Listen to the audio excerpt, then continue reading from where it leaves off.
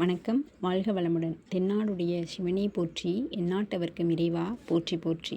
நம்ம இன்றைக்கி பார்க்க போகிற பதிவு, வாழ்க்கை துணை சம்பாதிக்கக்கூடியவங்களாம் நமக்கு வருவாங்களா, வரக்கூடிய வாழ்க்கை துணை மூலமாக நமக்கு சம்பாத்தியம் கிடைக்குமா, வருமானம் கிடைக்குமா அப்படிங்கிறத பற்றி தான் நம்ம இந்த பதிவில் பார்க்க போகிறோம்.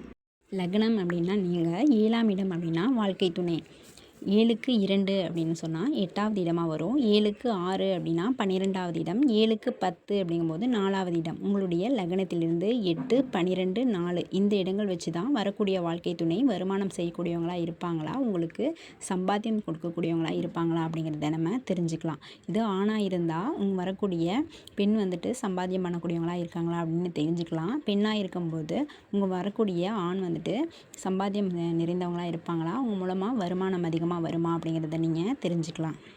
நீங்கள் இம்பார்ட்டன்ஸ் கொடுக்க வேண்டிய ஒரு இடம் என்னென்னா, லக்னத்துக்கு 4வது இடம் அப்படின்னு சொல்லும்போது உங்களுடைய வாழ்க்கை துணைக்கு அது 10வது இடமாக வரும். சரிங்களா?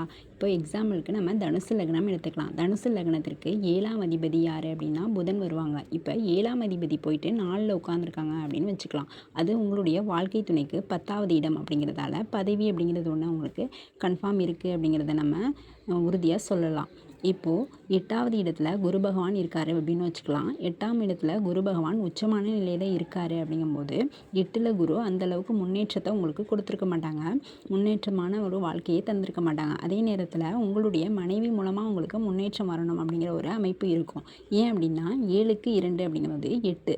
அப்போ 8 அப்படிங்கிறது உங்களுடைய மனைவியை குறிக்கக்கூடியது. அப்போ 8வது இடத்துலேருந்து குரு பகவான் 4வது இடத்தை உங்களுடைய பதவிஸ்தானத்தை பார்ப்பார். அதாவது வாழ்க்கை துணையுடைய பதவிஸ்தானத்தை பார்க்கும்போது குரு பார்வையில் புதன் இருக்கும்போது அவங்களுக்கு வேலை கிடைக்கிறதுக்கான வாய்ப்பும் வருமானம் வரக்கூடிய வாய்ப்பும் இருக்குது அப்படிங்கிறத நம்ம சொல்லலாம்.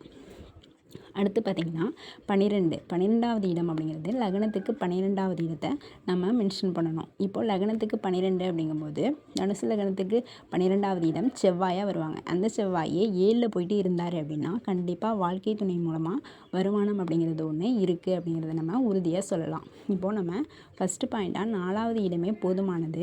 நமக்கு சப்போர்ட்டிங் கேரக்டருக்காக இந்த 8, 12 எடுத்திருக்கோம். இதுவும் நமக்கு கரெக்டாக மேட்ச் ஆகுது அப்படின்னா கண்டிப்பாக இவங்க மூலமாக உங்களுக்கு சம்பாத்தியமும் வருமானமும் வரும் அப்படின்னு நம்ம உறுதியாக சொல்லலாம். இப்போ புதன் 10ல் இருக்காங்க அப்படிங்கும்போது என்ன மாதிரியான வேலை அவங்களுக்கு இருக்கும் அப்படின்னா, கம்ப்யூட்டர், சாஃப்ட்வேர், மேக்ஸ் டிபார்ட்மெண்ட் இது போன்ற வேலை அவங்களுக்கு கிடைக்கும். இது மூலமாக அவங்களுக்கு வருமானம் வரும், சம்பாத்தியம் வரும் அப்படிங்கிறத நம்ம எடுத்துக்கலாம்.